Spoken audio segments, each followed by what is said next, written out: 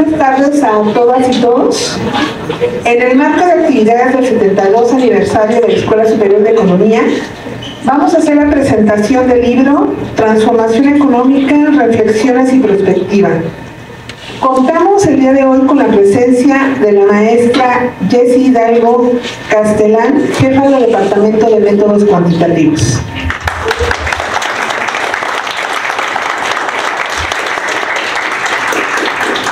Asimismo, contamos con los autores del libro, el maestro Enrique Escobedo de la Peña,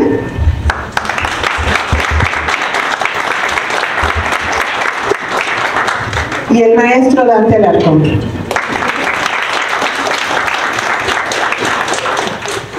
La dinámica de la presentación del libro será la siguiente.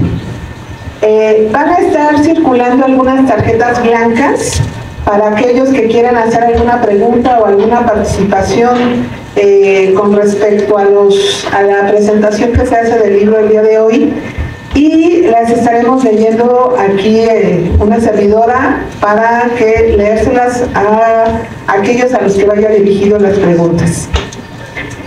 Una vez que termine, vamos a empezar con los comentarios de la maestra Jessie Hidalgo y después pasaremos también los comentarios de los autores que hoy nos acompañan, y vamos a dar un breve espacio antes de que den las 8:30 para que los autores nos puedan firmar los libros que muy gentilmente nos han traído. Para aquellos que quieran que los autores les firmen su libro, bueno, pues aquí ellos están, para que regalándonos su obra y para que ustedes la puedan leer y puedan pues reflexionar sobre esto mismo que ellos nos van a presentar el día de hoy. Pero precisamente porque ustedes no han leído el libro, por eso vamos a hacer los comentarios y se está haciendo la presentación.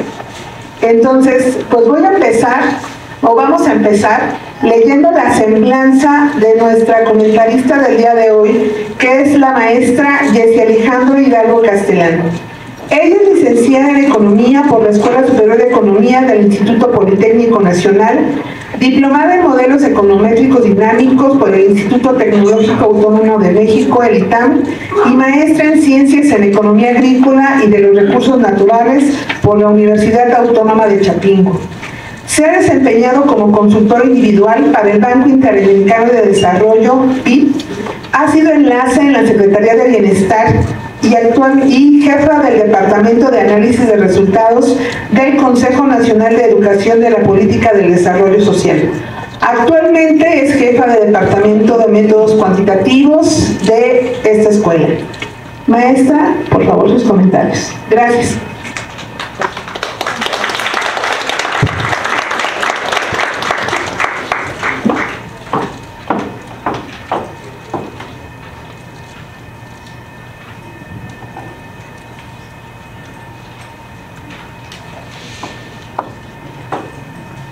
Buenas tardes a todos, un placer estar hoy con ustedes, con los doctores, y un placer comentarles acerca de este libro que hoy vamos a platicar. Pero así como ustedes ven, se pone nerviosa mi computadora.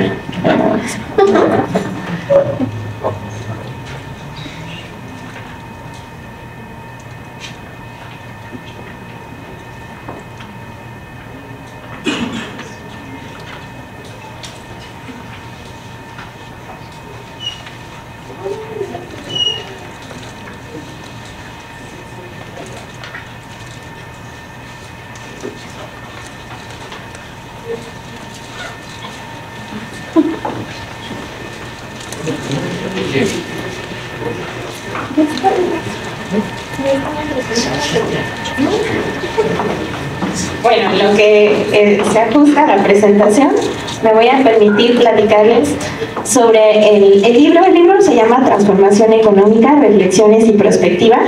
Es un libro o una compilación de 8 textos de 8 autores distintos. También hay colaboraciones de algunos autores en en alguno de los artículos que se están presentando, pero específicamente en esta presentación me voy a permitir platicarles acerca de darles una síntesis de los capítulos elaborados por los lectores que nos acompañan hoy y de un capítulo más que me pareció de lo más interesante. Entonces voy a proceder con el primer artículo, que es un enfoque del análisis del impacto inflacionario del doctor Enrique Escobedo de la Peña. En este apartado del libro, el doctor lo que nos empieza a platicar es un análisis del comportamiento que ha mantenido la inflación en México, a partir o con énfasis en el comportamiento presentado a partir de la pandemia, ¿no? Entonces, el capítulo comienza mostrando algunas gráficas sobre el comportamiento justo de la inflación y nos explica el doctor que durante la pandemia la inflación alcanzó niveles muy altos y para poder responder ante la necesidad de implementar alguna medida para frenar el nivel de la inflación, bueno, pues el Colegio Nacional de Economistas trabajó a la par con la Secretaría de Hacienda y Crédito Público y el Banco de México, y derivado de esos trabajos surgió el paquete contra la inflación y la carestía, el PASIC, en mayo del 2022. Este paquete implementó varias medidas. Primero, medidas en el sentido de la producción, medidas en la distribución y también implementó estrategias en comercio exterior, así como contempló otras medidas. La implementación de este paquete obtuvo buenos resultados en el sentido de que la inflación comenzó a frenar su incremento y empezaron a mostrarse algunas reducciones en los distintos índices que conforman el Índice Nacional de Precios al Consumidor. Y aquí yo quisiera hacerles un énfasis en el Índice Nacional de Precios al Consumidor. Tiene una metodología muy específica en su construcción por parte del INEGI. En el capítulo, el maestro hace referencia a algunos de los aspectos metodológicos y criterios que utiliza esta institución para, primero, el levantamiento de la información y después la construcción del mismo índice. Esta construcción implica conocimiento de estadística. Sobre todo quiero hacer el énfasis porque muchos de ustedes han estudiado o están estudiando estadística y probabilidad y estadística inferencial y van a revisar el tema de números índices. Entonces, justo el Índice Nacional de Precios al Consumidor es una construcción que deriva de este tema que nosotros aquí en la licenciatura realizamos en estas unidades de aprendizaje. A pesar de los esfuerzos o bueno, de los resultados que mostró el PASIC a nivel nacional con el freno a este incremento de precios, pues bueno, se frenaron o hay evidencia por parte del doctor Enrique en el artículo de cómo los precios de los insumos de los alimentos dejaron de incrementarse, pero no así el precio de los alimentos. En ese sentido, él hace una reflexión al final del apartado como conclusión, porque justamente la inflación de precios de alimentos afecta mucho o afecta más a las personas o a la población de bajos ingresos, porque gran parte de sus ingresos se destina a los alimentos. Entonces, en ese sentido, es importante, y lo deja establecido el doctor, que se siga pensando en formas para frenar el aumento o el incremento de precios en los alimentos, justo para apoyar la economía familiar de las personas con más bajos ingresos, ¿no?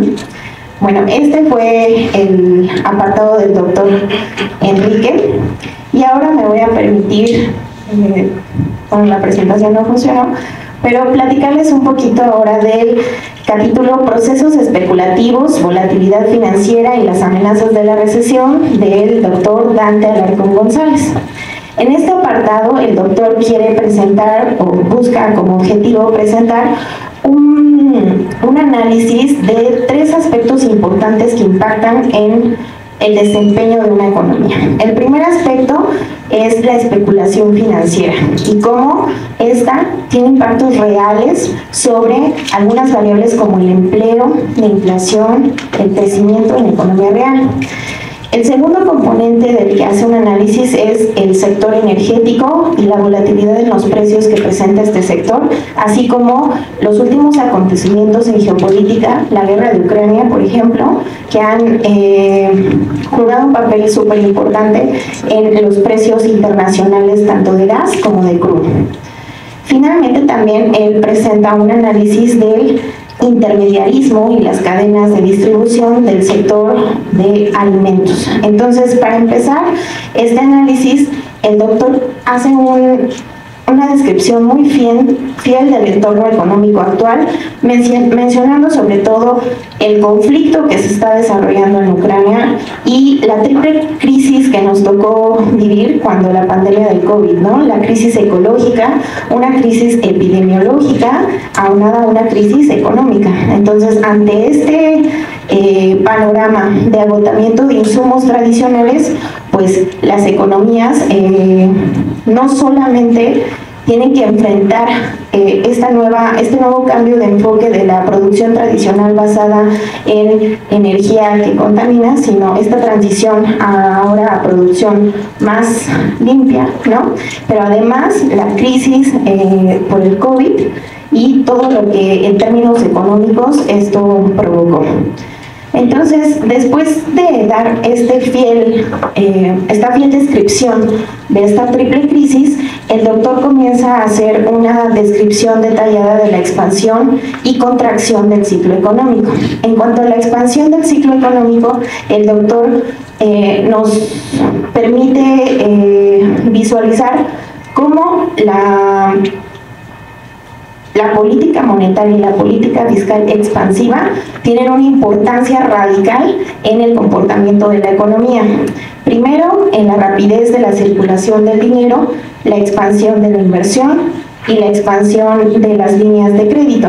Sin embargo, en este apartado, el doctor hace bien a señalar sobre el comportamiento que se presentó en Estados Unidos en la crisis del 2008, cuando estalló justo una burbuja financiera que había sido creada por la especulación en el mercado inmobiliario de Estados Unidos.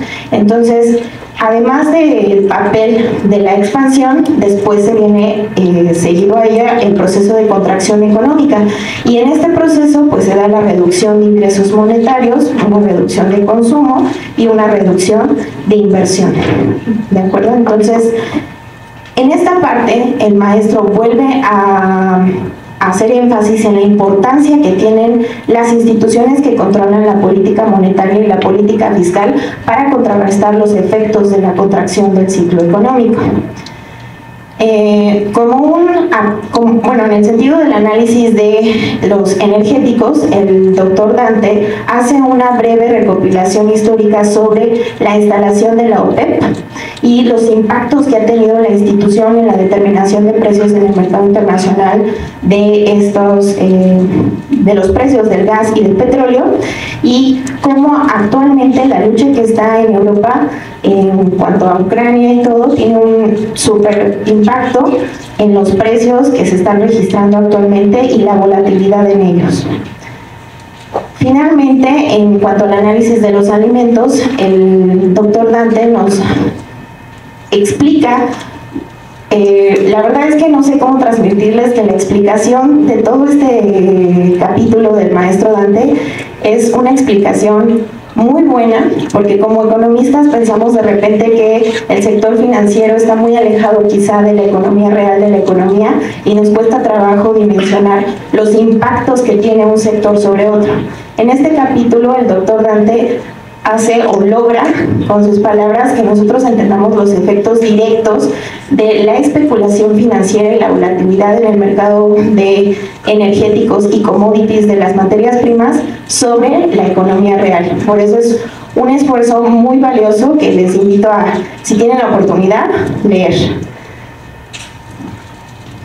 Bien, dentro de las conclusiones que el maestro Dante presenta, tenemos 6 puntos especialmente que primeramente hacen referencia a el cuidado, el análisis tan cuidadoso que deben de tener las instituciones que controlan en las diferentes economías del mundo, y en el caso especial de nuestro país, la política monetaria, el Banco de México, todo el análisis que se debe de tomar en torno a las decisiones del movimiento de la tasa de interés, así como de las decisiones de la política fiscal en el caso del gobierno, de Secretaría de Hacienda y Crédito Público, para justo tratar de preservar el papel de la inversión, tanto pública como privada, para que continuemos en una fase de expansión del ciclo económico en nuestra economía nacional. Entre otros puntos que el maestro menciona, como la importancia también de los organismos reguladores para estar más atentos sobre los márgenes de apreciación o depreciación que se dan en el mercado financiero, en el sector financiero. Para el doctor es súper importante la supervisión y regulación que los organismos financieros en cada economía deben de poner o de establecer, para cuidar muchísimo el tema de la especulación financiera y que esto no se vuelva un problema grave, ¿no?, como lo fue el caso de la crisis de Estados Unidos. Otro de los capítulos que me gustaría y que me voy a tomar el atrevimiento de comentar es el capítulo El análisis estadístico desde una perspectiva de género en México, de la maestra Geli Edith Camacho Becerra. Este capítulo se los quiero compartir, fue de mis capítulos favoritos del libro, porque presenta una breve reseña histórica sobre las mujeres economistas en nuestro país que se han preocupado de generar una base de datos con perspectiva de género. Este tema de perspectiva de género en la economía es un tema actual de nuestro siglo y tiene que ver con la importancia de visibilizar el papel de la mujer economista y de la mujer en amplio sentido en las encuestas o en la forma de hacer análisis económico en nuestro país y en el mundo. Entonces, estos esfuerzos de algunas maestras y doctoras que la doctora Geli tiene a bien de mencionar en el libro resultan imprescindibles y sobre todo marcan una importancia muy fuerte de por qué debe de haber estadística por género. No nada más se trata de incluir en encuestas la variable sexo para distinguir entre un agente económico hombre y mujer, sino visibilizar o alcanzar a tener una base que incluya aún más variables que permitan hacer un análisis por género, ¿no?, con perspectiva de género.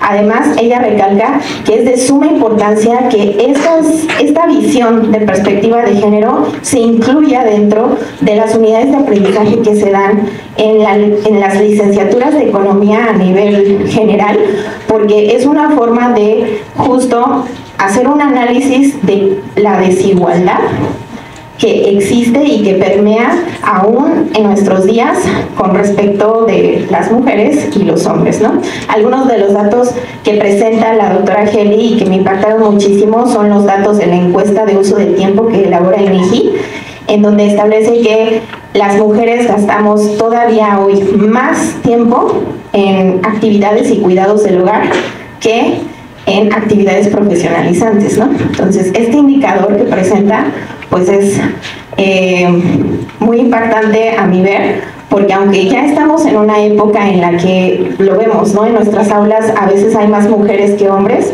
aún y con todo eso todavía existe una diferencia significativa que no se podría distinguir si no existieran datos que pudieran medir o que nos permitieran visibilizar estas diferencias en cuanto a género.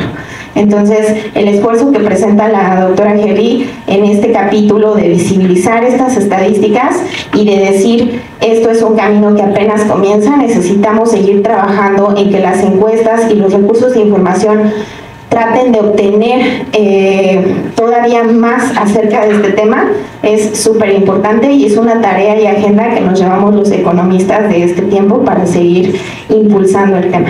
Bueno, más las economistas de este tiempo. Vale. Muchísimas gracias.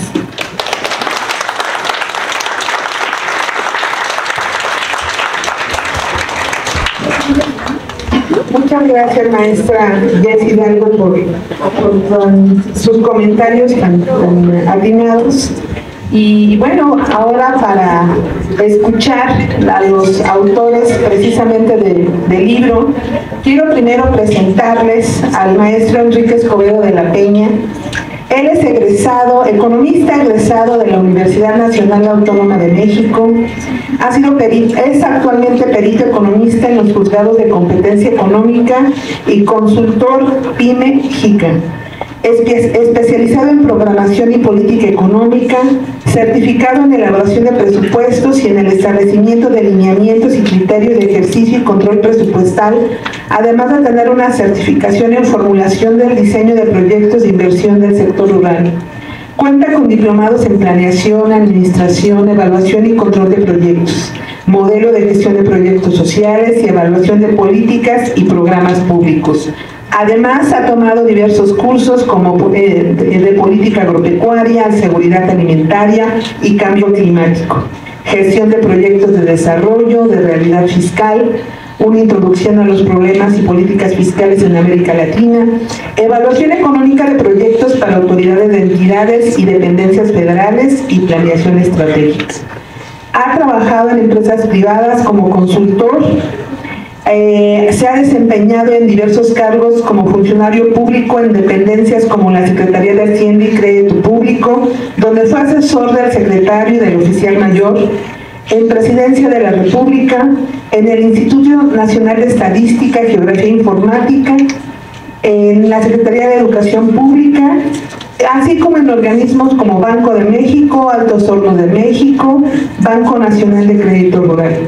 Ha escrito diversos artículos sobre política económica en temas de ajuste económico, distribución de ingresos y política económica y social, proyectos agroindustriales, econometría, así como enfoque de análisis del impacto inflacionario.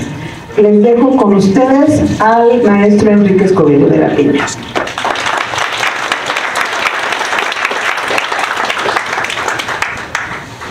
Gracias, maestra Ruth. Bueno, antes que empezar con el tema, quiero platicarles. Hace un poquito más de un año, el presidente del Colegio de Economistas, el diputado Camilo del Montoya, nos pidió que coordináramos la elaboración de este libro. A partir de ese momento, bueno, fue hacer un guión y ver quién entraba a escribir. Porque son muy buenos para hablar los economistas, pero muy malos para escribir. Entonces, somos muy malos para escribir. Me encuentro entre ellos. Y hay un cuento contexto, por ejemplo, con el apoyo de la maestra Ruth, que por ahí hubo algunos autores que intervinieron, también intervino el compañero Santos, que está aquí presente, y así una persona de Yucatán y un joven de Tabasco. Y porque hemos, en el colegio, estamos dándoles participación a los jóvenes. Porque queremos que los jóvenes, si bien no pueden ser miembros del colegio, porque deben ser economistas, a ellos deben estar titulados, pues sí que empiecen a conocer lo que es la actividad económica. Entonces, así fue que hicimos ese libro, fue estar correteándonos a todos, hasta uno mismo me tuve que corretear, hasta que juntamos todo el material, y luego ya la edición, que no es nada fácil, ahí tuve que aprender yo hasta editar, voy a editar el libro. Y así fue como estuvimos hasta que llegó al final de este libro, que pues aquí hemos traído algunos para ustedes. Y le hemos comentado a la maestra Ruth y al maestro Salvador Mondor que hay la promesa de 50 libros más, que yo creo que por el jueves o viernes los podrán tener ustedes aquí. Bueno, después del proceso de decirles cómo fue que se elaboró el libro, quiero comentarles que mi trabajo es sobre inflación. Pero más que hablar sobre sí de la inflación, pues sí, esbozo al principio, hay muchas teorías de la inflación, es que por la demanda, que por el exceso de oferta, que por las tasas de interés, que la oferta monetaria, todas las teorías económicas que conocemos, o si no las conocen, pues las van a conocer. Eso es muy complicado luego, ¿no?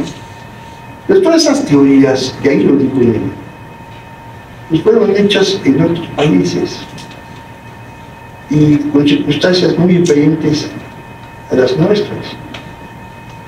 Entonces, pues, queremos luego aplicar esos conocimientos teóricos de otro país a nuestro país, y pues no, nuestra realidad es muy diferente. Y forzamos todo para ver si como zapatos, ¿no? Para que. Y eso nos complica luego, no tenemos resultados. Entonces debemos de ser, entonces basándonos en esos marcos teóricos, pues hacer lo propio para nosotros. Es decir, tener una economía a la mexicana, pero bien hecho. Eso es lo primero que yo digo. Entonces luego hablo de la intervención que tuvo el Colegio Nacional de Economistas, que lo dijo la maestra. Y sí, tuvimos varios eventos, la maestra nos habló, estuvimos varios eventos en aquellos momentos en que solo se podía por Zoom, y en donde discutimos sobre la inflación. De ahí se elaboró un documento final que se hizo llegar al presidente de la República, al secretario de Estado. ¿Cuál va siendo nuestra sorpresa? Que nosotros los primeros mandamos por ahí febrero, marzo, y en mayo viene el vacío. Y va siendo nuestra sorpresa que el 95% de nuestros planteamientos estaban dentro del vacío. Nosotros estábamos contentos, porque fuimos escuchados. Quizás algunas cosas no es como las decíamos, pero sí, en fin, en el fondo ya había mucho de lo. Por ello elaboré una matriz relacionando lo que decía el Pacífico con lo que habíamos dicho nosotros. Y dice evidente, esa igualdad. Ahora bien, ya hablando propiamente de la inflación,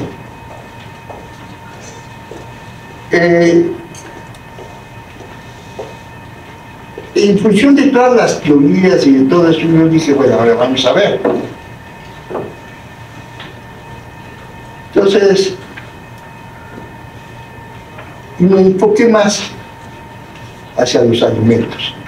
¿Por qué? Porque, como lo decía la maestra, pues es un lengua muy importante para el bienestar del ser humano. Si no comemos, no vivimos. Entonces empecé a ver el movimiento de sus precios. Y entonces ver qué factores podían y me centré más en algunos de los bienes que supuestamente estaban considerados en el Pacífico.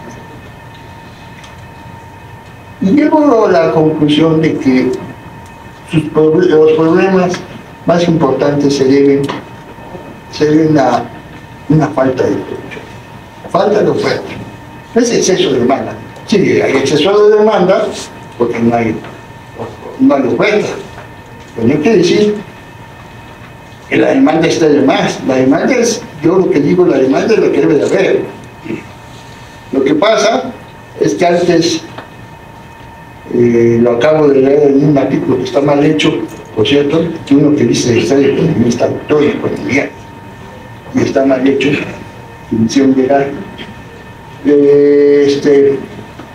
Pero algo que se dice, sí, pues la demanda, hay más demanda, porque también una parte de la política social de este gobierno ha sido incrementar los salarios. Y ahora sí ya les más dinero, los apoyos sociales. Todo eso evidentemente tiene que impactar en un mayor ingreso, porque por ende hay más ingresos. Pero es una demanda que siempre estaba latente. Es como, yo quisiera tomarme esta agua, pero no tengo para comprarla. Pero no quiere decir que no tuviera ganas de esta agua. No, porque es que no tenía con qué. Ahora que tengo, pues me la compro. Pero no quiere, es algo, es una demanda que existe. Lo que pasa si la quiero comprar y ya no está el agua. Entonces empiezan las dificultades. Pero no es porque no se está produciendo las cosas. Pero primero es una oferta. Y luego entonces para eso veo, a ver, pues no se produce. Porque la productividad, por los suelos, la productividad no aumenta, está así, es pura línea recta. Ustedes ven las gráficas en el libro, lo van a ver, puras líneas rectas. No crecen, se mantienen estables en un nivel. Entonces, ¿cómo queremos aumentar la oferta si no producimos como debemos de producir? Eso a lo mejor también tiene que ver, como lo digo, porque hay falta de inversión. Y hay la aumentada de inversión. Eso fue lo que yo vi. También en algunos casos el costo de los insumos. Por ejemplo, podemos ver la tortilla sube y sube porque sube el maíz, eso es obvio. Entonces, allí es por costo, pero vuelta a lo mismo. ¿Por qué sube el maíz? Porque hay un mayor consumo de tortilla, o porque no hay la suficiente oferta de maíz, y vuelta a lo mismo. No hay productividad, no hay inversión de campo. Es decir, hay ese otro problema. Pero algo más que yo veo, y es el aspecto metodológico del índice de precios. El índice de precios al consumidor, pues nada más les quiero comentar que son algo así como casi 160,000 precios de bienes de suplemento. Eso, imagínense, un montón. Entonces, existe una metodología para elaborar, tomando esos precios, en base a esos precios, sacar un índice. Que ojo, es un índice de precios, pero que mide el crecimiento. No queramos confundir que ahí están los precios, no. Más nos están diciendo que tanto, en términos porcentuales, están creciendo los precios. No nos dicen de precios. Entonces, eso es muy importante, porque eso, yo oigo análisis que se confunden. Eso por otro, eso por un lado. Luego, además, la ponderación que usa el INEGI, ahora es el INEGI, antes quiero decirles que hacía anteriormente, hace varios años, era el Banco de México. Después le pasaron la estafeta al INEGI. Las ponderaciones se basan en la encuesta de ingreso-gasto y en la encuesta de gasto, en el gasto. Y entonces, en primer lugar, son años atrasados. Pero la encuesta de ingreso-gasto, que ya la han venido actualizando, pues toma en cuenta las ponderaciones. Pero el gasto, la estructura del gasto obedece a una estructura de ingreso. Y entonces, evidentemente, ¿quién gasta más? Pues, quien más gana. Es evidente. ¿Quién gasta más en alimentos? Quien más gana. Ahora, sin embargo,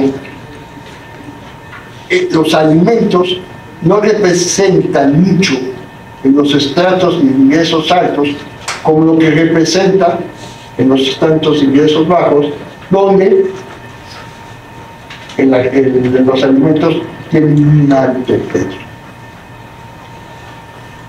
Entonces, la inflación en alimentos le pesa más a uno de ingresos bajos que a uno de ingresos altos. Pero el índice toma en cuenta todas esas ponderaciones. Entonces sesga, el índice está sesgado hacia los altos ingresos, porque la estructura del consumo hace que haya más peso arriba que los de abajo. Es un índice que no nos refleja la realidad.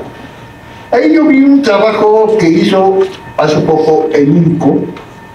El INCO lo que hace es, precisamente viendo esto, trata de sacar un índice, pero se basa en los índices que ya están elaborados. Entonces yo lo que sostengo es que si hay que hacer índices, yo no critico la metodología, porque esta metodología es de Naciones Unidas, es de universal, y se hace así para que se compare la inflación de México con la de otros países, que tampoco creo que se pueda comparar, porque la estructura de consumo de México es muy diferente que la de otro país. Pero bueno, sí, usemos eso para comparar. Pero hay que sacar nuestros índices propios que reflejen la realidad de la gente, de la mayoría de la población, no de la minoría. Entonces, ahí yo creo que eso es un reto. Y viene desde el principio, porque desde el momento que estamos captando precios, pues tienen que captar los precios de aquellos bienes que consume la mayoría, no los bienes que consumen la mayoría. Porque quiero decirles que los precios de los niveles altos de ingresos son mayores que los precios de los bienes de los demás bajos ingresos. Es decir, a lo mejor esta agua que consumimos los demás bajos ingresos, ellos consumen un agua que no sé qué, a lo mejor traída de Alaska, que cuesta 5 veces más que esta. Y si lo que sube de precio es el tapón, le pega más el costo, el aumento del costo del tapón al precio final de un agua de más bajo precio que a una más alta, en términos porcentuales. Y evidentemente eso se va a reflejar en el índice de precios aquí. Entonces, es muy importante tener eso en cuenta. Cuando uno hace análisis y usa las estadísticas, hay que leer la metodología. Cada estadística que elabora el INEGI tiene un apéndice metodológico. Hay que leerla para saber cómo se hizo, porque si no estamos mal interpretando. Ayer se me ocurrió en el chat a mí poner cómo va aumentando la tasa de informalidad del empleo en algunas entidades federativas. Entonces alguien me puso, sí, pero fíjate que el mismo periódico, porque eso lo sacó el Financiero, dice, el mismo periódico saca que la tasa de empleo informal de todo el país va para abajo. Sí, pero si ve uno la metodología, la nacional es un agregado de los otros. No hay relación, hay una metodología muy rara. Entonces, ni siquiera esa conclusión sirve. En fin, es muy importante leer las metodologías. Eso es lo que yo digo, y bueno, entonces yo concluyo, ahí presento un cuadro como a nivel del salario mínimo, un salario, a nivel de los precios de hasta un nivel, de un salario mínimo, cómo aumentan mucho más en alimentos que lo que aumentan en las altas. Entonces la inflación les pega más a los demás. Ahí lo pongo igualito, están hechos con las estadísticas que saca el INEGI, que sí creo que pudieran usar más cifras, pero yo te voy a decir que sí captan muchos precios, porque también son muchos bienes y servicios, porque no solamente son bienes, son servicios, son multitud de bienes, ¿no? Y por eso también yo critico a aquellos que dicen, bien, las tortillas costaban en el 2018 tanto, en el 2024 tanto, entonces por lo tanto ha subido el salario y la inflación se nos ha comido el salario. Esas cosas tampoco, porque la gente no come nada más tortilla. Entonces, y la tortilla, ¿qué tanto peso puede tener en el gasto de una familia? Es decir, esos tipos de aseveración se me hacen ridículas también. Y lo peor que hacen, y luego todos en las redes las repiten en los chats. Eso yo creo que uno debe de tener cuidado cuando usa la información. Y bueno, yo como conclusión digo que este índice de precios, con ese sesgo de la distribución del ingreso, es un índice de precios de los ricos. Entonces hay que construir un índice de precios de las mayorías. Además, yo digo que hay que aumentar la oferta, que hay que hacer aumentar la inversión, hay que capacitar, la capacitación con fines de aumentar la productividad y sobre todo ver que hay una mayor vigilancia para evitar lo que se pueda la especulación. Ya no quiero meter en otras cosas, pero eso es principalmente lo que digo. Y por último termino con un pasaje de Francisco, de la política económica de la época de Francisco Villa. Francisco Villa dijo, estos son los precios de estos bienes, y aquel que aumente o que acapare el producto, sí, que no lo que se esté vendiendo, que esté acaparado, que esté guardando, a aquellos se les quita todos los bienes, se les pone una multa, y no dice, pero yo creo que a lo mejor hasta los fusilados.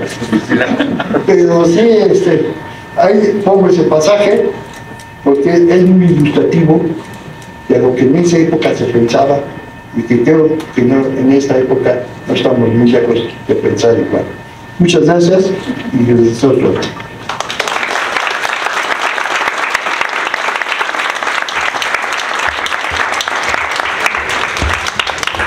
Muchas gracias, maestro Escobedo.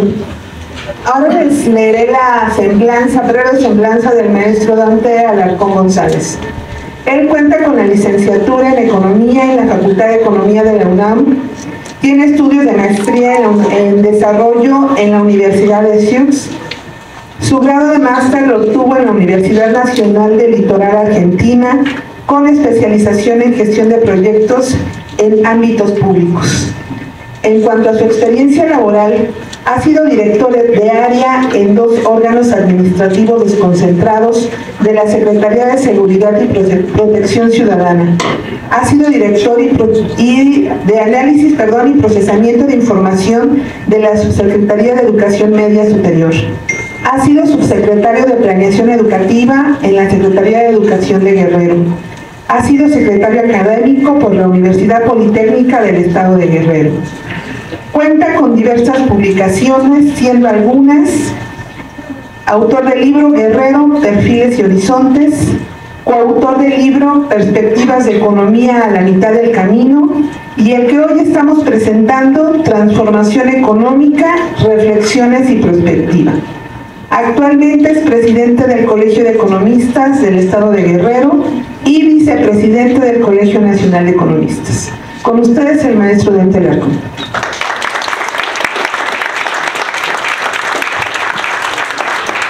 Gracias, maestra Ruth. Yo voy a rescatar 2 palabras clave que quien me precedió en la palabra, el maestro Enrique, tuvo a bien pronunciar.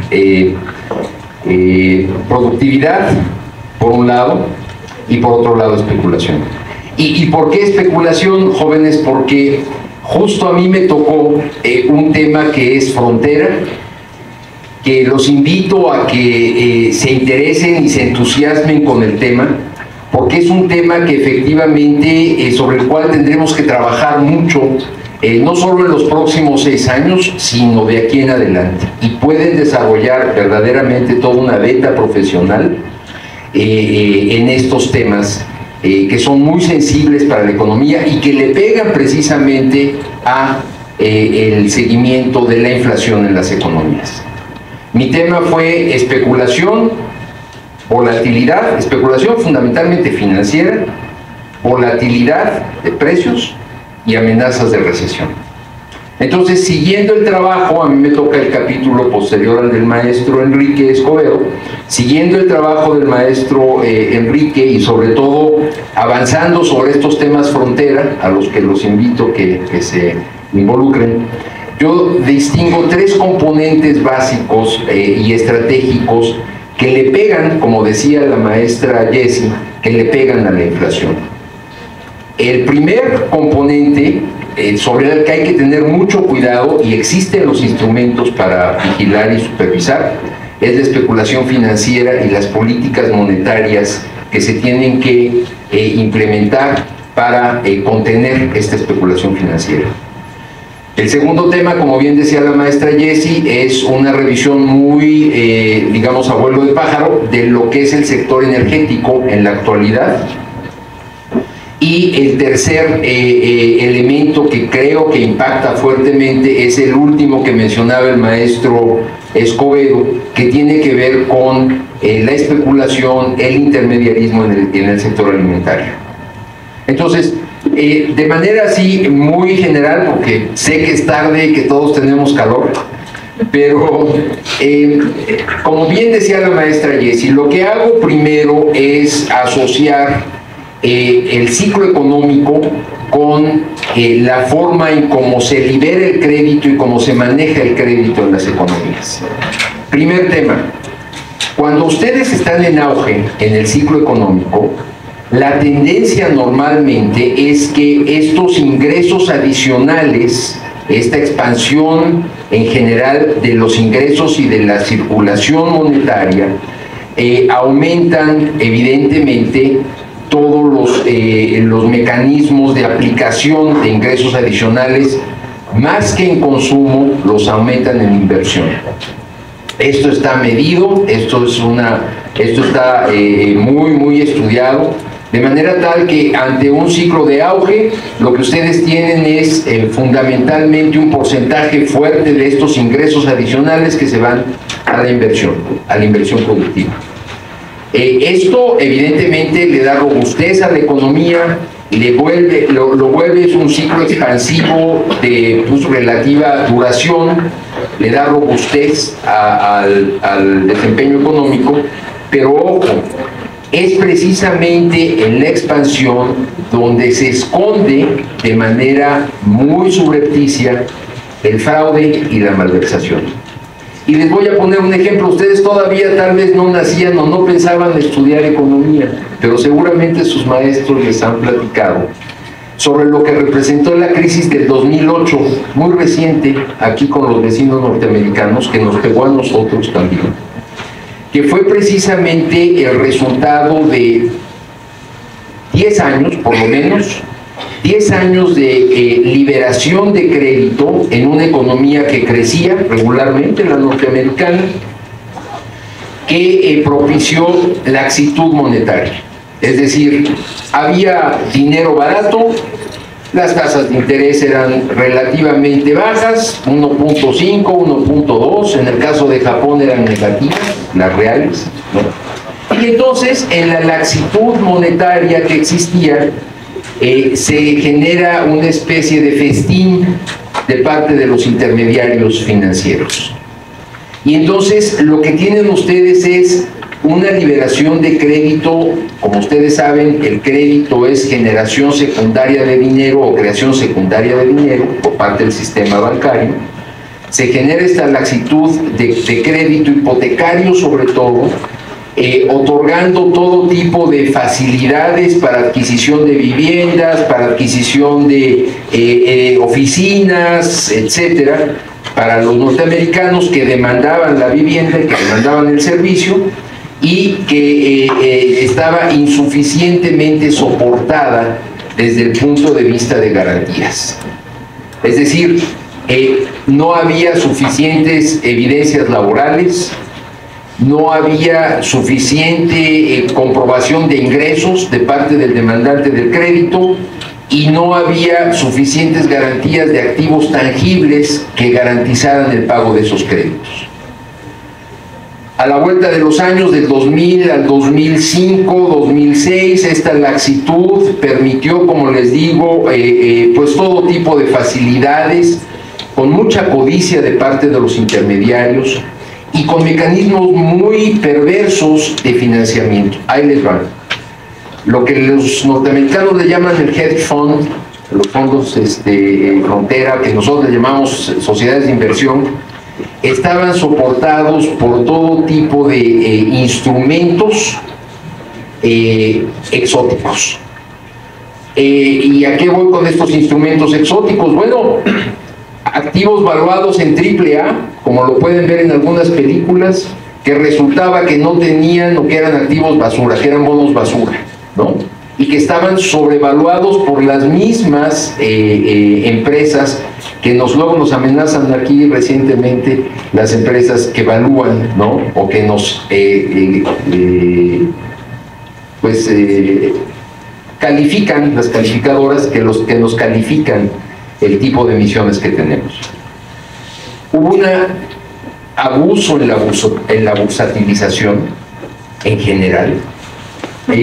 Hubo una banca de inversión que ofrecía rendimientos elevadísimos, superiores a los rendimientos regulares, asumiendo costos y sobre todo aceptando riesgos superiores a los regulares, con instrumentos exóticos, como les digo, y llegaron incluso a bursatilizar préstamos antiguos, convirtiéndolos en préstamos nuevos, ¿no? A final de cuentas, ¿quiénes pagaban por todo esto? Pues la gente que demandaba vivienda, ¿no? La gente que demandaba vivienda acudía al banco, le daban fácil el crédito, vete a comprar la mansión aquí en California, llegaban con el dinero, hacían la adquisición, no se fijaban mucho en los términos que estaban firmando de tasas de interés y amortización, y al final no había suficientes ingresos, no había suficientes garantías. La tormenta perfecta. La tormenta perfecta que reventó en el 2008 el presidente de la federación de aquella época, de la FED, que le llaman, que es como su banca central, una cosa ahí extraña, un mecanismo similar, expresaba Alan Greenspan que en cuestión de días, la economía norteamericana se desvalorizó por montos de trillones en cuestión de semanas. ¿Por qué? Porque una vez que revienta la burbuja inmobiliaria, lo que resulta es que todos los precios y los intermediarios se van al suelo. Y los bonos AAA se convierten en bonos basura, verdaderamente. A grado tal que el primero que reventó fue uno intermediario famosón, que por ahí podrán ver en algunas películas, Lehman Brothers, y de ahí la cascada de quiebras se hizo generalizada, ¿no? Esto me recuerda muy cercanamente lo que sucedió hace poco, primero con Credit Suisse en Suiza. Reventó el banco por la cartera ineficiente que habían manejado. Después aquí en California reventó Silicon Valley Bank, el banco de Silicon Valley, que también por una cartera insuficientemente soportada generó al final de cuentas la declaración de quiebra. Y precisamente la semana pasada anunciaron que el Republic First Bank de Estados Unidos también se declararon quiebra. Ojo, este tipo de fluctuaciones y este tipo de valorización o extravalorización no suficientemente soportada con activos termina a final de cuentas no solo en quiebras, sino termina en amenazas de recesión. Nada más les doy el dato, hace un trimestre tanto Gran Bretaña como Japón reportaban 2 trimestres de tendencias recesivas en su economía. Y esto tiene que ver con muchas cosas, no nada más es una cuestión de manejo especulativo a nivel financiero, tiene que ver con un escenario más complejo. Y ahí regreso a lo que la maestra Jessie nos explicaba desde un principio en la síntesis. Aquí voy a 2 commodities fundamentales, la energía, por un lado. Ustedes están muy chicos verdaderamente, pero algunos de sus maestros sí lo vivimos. En los 70s, jóvenes, era prácticamente una guerra en las gasolineras porque el consumo de petróleos se resquebrajó, los mercados se resquebrajaron. En los 70s apareció una organización que actualmente ustedes sí conocen, que es la OPEP, la Organización de Países Productores y Exportadores de Petróleo, que es precisamente una organización de carácter oligopólico, ¿no? Pero desde esa época tiene que aparecer, porque previa a la OPEP, lo que existía era una cosa que le llamaban las 7 hermanas, the Seven Sisters, que eran las típicas empresas cuasimonopólicas, ¿no? Como Shell, la holandesa, como Texaco, la norteamericana, Mobil, 2 o 3 más, que en realidad tenían la mano metida en el mercado energético. Esto revienta en los 70s a grado tal que se genera una crisis verdaderamente recesiva, no solo en Estados Unidos, ¿no? Casi batallas en las gasolineras, sino sobre todo en Europa. La economía europea se va al suelo a raíz de que la OPEP, como organismo oligopólico, empieza a fijar condiciones en el mercado petrolero. Bueno, eso que pasó en esa época dio pie a que todos los autos estos de 8 cilindros y todos estos, digamos, mamuts que circulaban en la economía norteamericana y en México, ¿no? 6 cilindros, 8, empiezan a desaparecer. Se viene el cambio tecnológico, por cierto, que no ha terminado, ¿eh? Actualmente ya se producen carros de 3 cilindros, ¿no? Actualmente están sistemas de inyección que te permiten optimizar las camionetas estas gigantes mediante ahorro energético o combinación híbrida con energías eléctricas, ¿no? Eso no existía en aquella época, era puro petróleo. Entonces, esta tendencia que tenemos actualmente, este cambio tecnológico que ustedes van a experimentar y que van a ver hacia adelante, todavía falta mucho. Si bien ya está instalado el cambio tecnológico, también es cierto que no es una realidad concreta. Miren, les voy a dar 2 datos. Actualmente el consumo, se estima que el consumo diario de barriles de petróleo asciende a 101 millones de barriles al día en todo el mundo. Vaya, con esos consumos que todavía no logramos reducir, Ni siquiera el que Estados Unidos, como lo ha hecho ya 2 veces, libere sus reservas estratégicas. El otro día, la vez pasada, liberó 560,000 barriles por día de sus reservas estratégicas. Ni siquiera eso le impacta a los precios a nivel internacional. Pero ahora la OPEP no es nada más los países del Medio Oriente. Ahora la OPEP está agregada con nada más y nada menos que otro gran productor euroasiático, que es Rusia. Y entonces ahora la OPEP es la OPEP más Rusia. Y en esas condiciones, y en esta geopolítica nueva de la energía, es nuevamente procesos especulativos. Mientras que los mercados norteamericanos, en Wall Street, etcétera, apuntan y apuestan por precios de $60 por barril, los rusos pretenden llegar a $101, a $110 por barril. En estas circunstancias, hace cuestión de meses, ninguno de los dos está siendo, a final de cuentas, quien determina. Lo cierto es que ahorita antier estaba en $83, el indicador líder, subió $1.5, ayer amaneció $84.5 por barril. Eso es estratégico para México.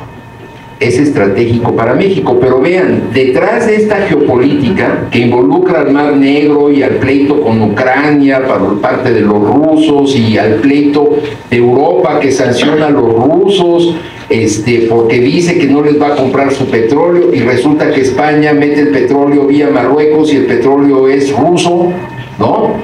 Y ahí tienen un huachicol internacional, no nada más el huachicol de aquí de México, sino ahí ya tienes en grandes volúmenes. Pues estás generando procesos especulativos, procesos de contrabando, ¿no? De mercados negros, vaya, por no llamarlo de contrabando, y evidentemente le estás pegando a la oferta energética y al resto de los precios, porque a final de cuentas sacar los productos agrícolas implican utilizar diésel, gasolinas, etcétera, para ponerlo en los mercados urbanos, ¿no? Bueno, ahí México tiene mucho que hacer. También los invito a que lo piensen a futuro, porque les va a tocar a ustedes. Bueno, y por último, alimentos. Ya no quiero agotarlos. En cuestión de alimentos, bien lo decía el maestro Escobedo, no solo tenemos la formación de precios en los insumos, cómo se miden, si está sesgado o no el indicador, pero tenemos un problema, y es el problema de la productividad. Miren ustedes, la semana pasada, se los compartí al maestro Escobedo, publicaron las estadísticas del volumen de toneladas métricas en la producción nacional. Que se den una idea, tuvimos que importar en 2023 alrededor de 3 millones de toneladas métricas de alimentos, sobre todo granos básicos. ¿Por qué? Porque la producción 2023, que traíamos en 40 millones de toneladas métricas, bajó a 37 millones de toneladas métricas. La peor caída desde el 2015. ¿Qué nos dice esto? Hay un problema de producción, hay un problema de falta de apoyo al campo, lo hemos reiterado en el pleito presupuestario, ¿no? Reiterado constantemente a la Secretaría de Hacienda, y esta caída en la producción de alimentos, en la producción de granos básicos, la tenemos que estar subsanando con importaciones, ¿no? Los 10 granos básicos, ¿no? Los que ya ustedes también conocerán ahí con sus maestros. En esas circunstancias, lo que tenemos en los alimentos son especulación, tenemos lo que yo llamaría la especulación del hambre, desafortunadamente, porque hay una distribución totalmente inequitativa de alimentos, hay sociedades que están verdaderamente alimentadas hasta la saciedad, Estados Unidos, Europa, ¿no? Con problemas de diabetes, de obesidad, por problemas problemas cardíacos, problemas de hipertensión, etc.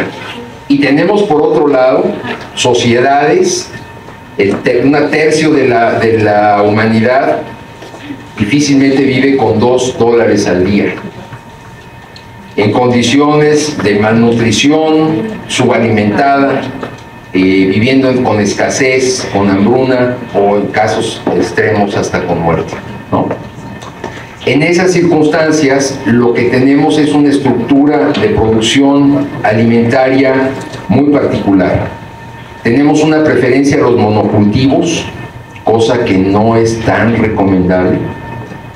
Tenemos un consumo desmesurado de recursos hidráulicos, ahí donde la tenemos industrializada o semi-industrializada, la agricultura. Tenemos una voracidad por el control de granos de las transnacionales, chéquense a Kellogg's, ¿no? Metida por todos lados, comprando granos, ¿no? Y vendiéndotelos con todo tipo de aditivos de azúcares y todo tipo de pues, componentes que no son necesariamente nutritivos, ¿no? Pero lo peor es que buena parte de la especulación en los mercados financieros que se dio en el mercado inmobiliario antes del 2008, cuando reventó la crisis en Estados Unidos, ahora se da en los mercados a futuro de alimentos. No les platico más, pero si ustedes ven los mercados de futuros de granos básicos, ¿sí?, van a checar el tipo de volatilidad y de especulación que se da ahí. Precisamente antier checaba los datos, por ejemplo, del cacao.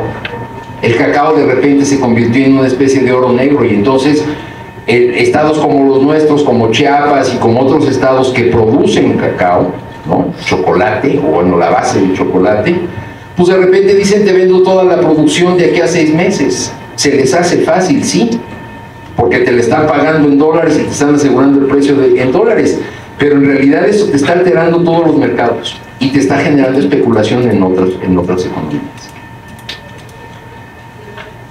Concluyo. Ustedes van a tener 3 tareas, jóvenes. La primera, garantizar que el gobierno ejerza control sobre el crédito y garantice la normalidad en el funcionamiento del sistema financiero. Existen los instrumentos, existe el corto, lo que antes llamábamos las reservas, ¿no?, el encaje legal, que llamábamos, ahora le llaman corto, el Banco de México.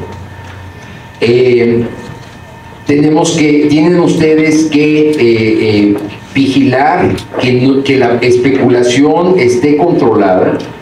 Básicamente, ¿cómo? Pues checando que la profundidad y amplitud de sus intermediarios financieros respondan efectivamente a la capacidad regular de los auges y las depresiones. ¿Y eso cómo lo haces? Bueno, tienes que estar muy atento al tipo de emisiones y colocaciones de acciones en bonos, los rendimientos y el valor de las ganancias de capital, sobre todo en el papel comercial. Eso con los privados. Pero con los bonos públicos, ustedes tienen que ser muy estratégicos en vigilar, por ejemplo, la colocación de títulos de crédito gubernamental, los bondes, los CETES, los certificados bursátiles o bancarios, etc. En la medida en que ustedes estén atentos a la colocación y que estos bonos gubernamentales respondan estratégicamente a plazos, volúmenes y rendimientos, ¿sí?, a una tasa líder, atados a una tasa líder, es en la medida en que ustedes podrán tener y ejercer control sobre el funcionamiento del sistema financiero. Existen las instancias, no solo está Banco de México, está la Comisión Nacional Bancaria y de Valores, está el Instituto de Valores que privatizaron, hay que pensar en hacerlo público. Existen los mecanismos. Eso es en cuanto al sistema financiero. En cuanto al sector estratégico, energético, ustedes tendrán que ratificar el rescate de la refinación por parte de México. Está tratando de hacerse autosuficiente en el consumo de gasolinas. Obviamente cuidar las fugas, el huachicol, y por supuesto tener particular cuidado en la relación con el extranjero. ¿Por qué? Porque no somos parte de la OPEP. No tenemos la fuerza de Venezuela como productores.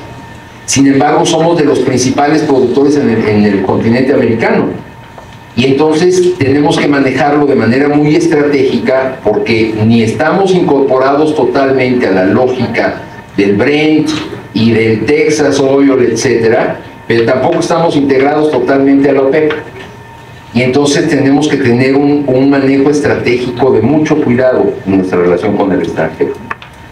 Y por último, bueno, en el sector de alimentos, pues es un sector estratégico, es de seguridad nacional.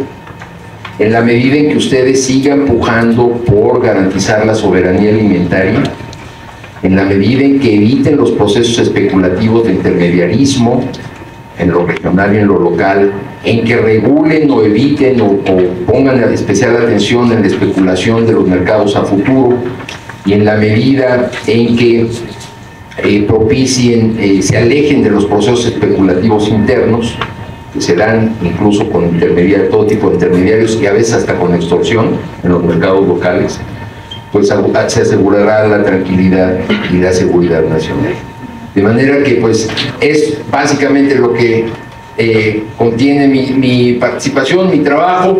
Tenemos unos ejemplares por ahí para ustedes, para quienes estén interesados en adquirirlos.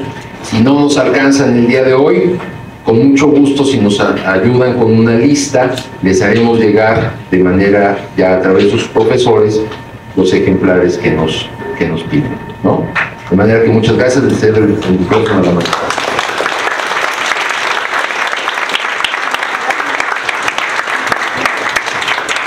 Muchas gracias. Y bueno, tenemos solamente unos minutos y me hicieron llegar una pregunta que les pediré al maestro Dante y Enrique si nos pueden rápidamente contestar, bueno, si quieren obviamente.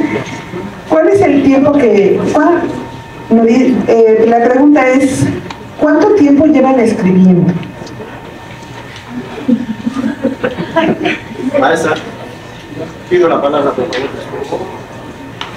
¿Si me puede hacer favor? Sí. ¿Cuánto tiempo llevo? Pues, híjole, desde la carrera, pues, los maestros nos ponían a escribir, pero ya después empecé a escribir. Les puedo comentar que casi tengo 51 años. Eso es, más o menos.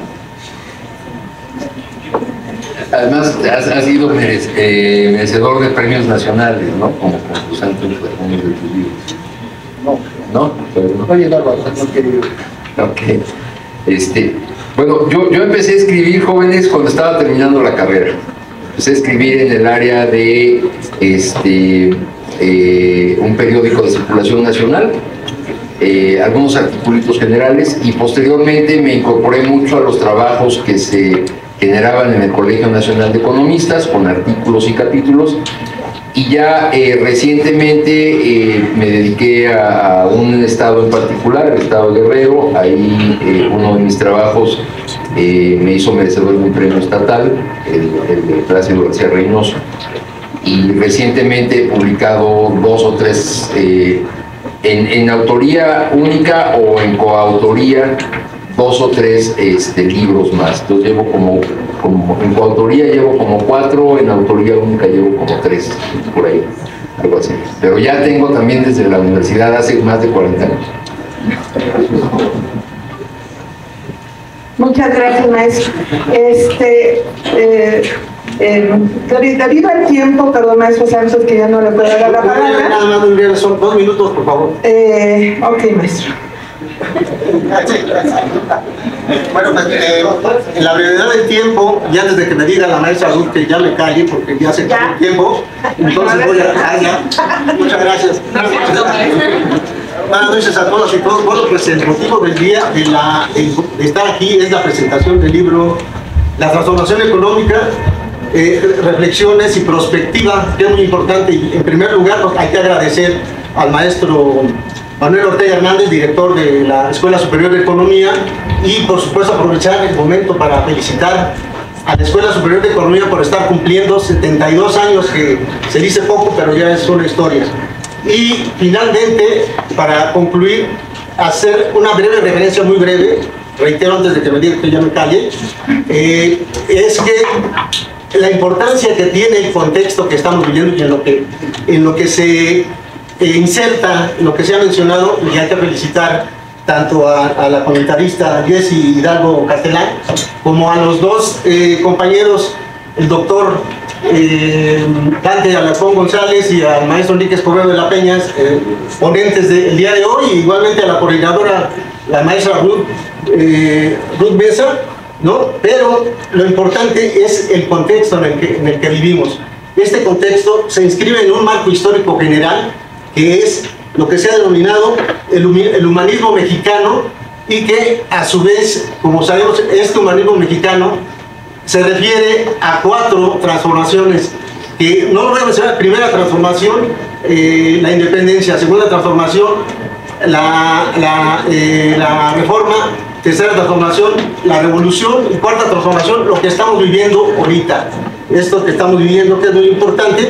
Y bueno, pues hacer una referencia a los elementos que determinan esta cuarta transformación.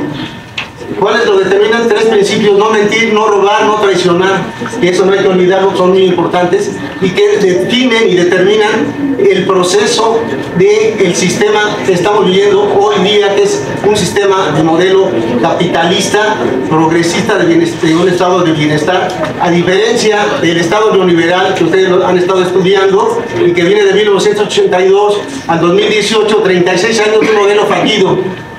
Habría que agregar también 5 ejes de este modelo de la cuarta transformación: democracia, justicia, honestidad, austeridad y un estado de bienestar. También que es muy importante y que está reitero, en el contexto, y que nos determina el crecimiento y hasta dónde va nuestro país. Muy importante también. Habría que agregar lo que se está combatiendo, lo que combate esta cuarta transformación: no a la corrupción, no a la impunidad, no a la delincuencia organizada, y asimismo no a la inseguridad de la que vive el país. Gracias. Y finalmente, Muchas gracias.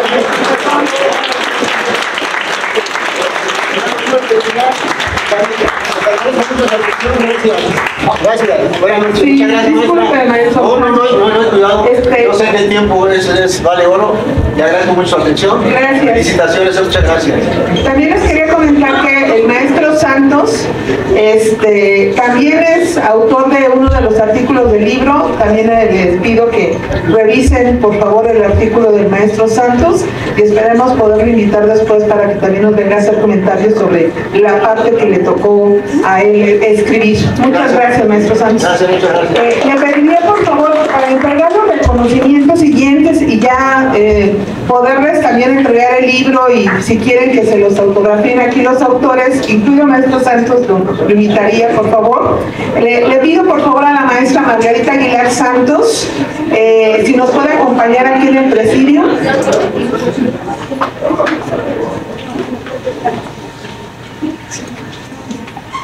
Muchas gracias. La maestra Margarita Aguilar Santos nos va a hacer el favor de entregar los reconocimientos a nuestros ponentes. Maestra Margarita, muchas gracias.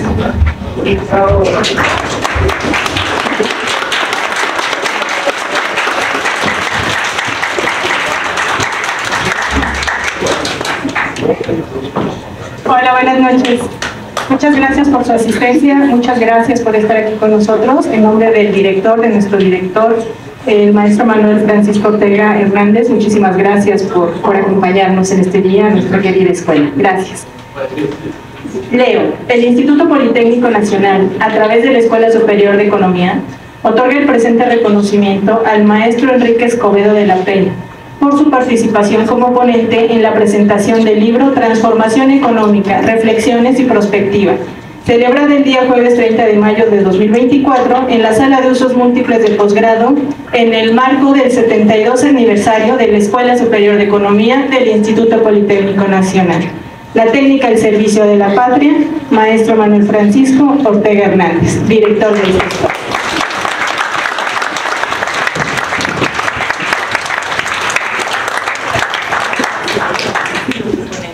Gracias.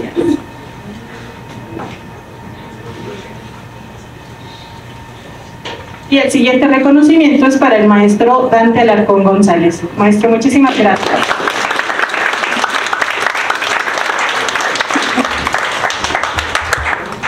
Bueno, y también el siguiente reconocimiento es para la maestra Jessie Alejandra Hidalgo Castelán, quien nos comentó sus reflexiones sobre esta ponencia. Gracias, maestra. Y por último, le entregamos el reconocimiento a la maestra Ruth Moreno Mesa, quien fue la moderadora de este evento y coordinadora. Muchas gracias, maestra.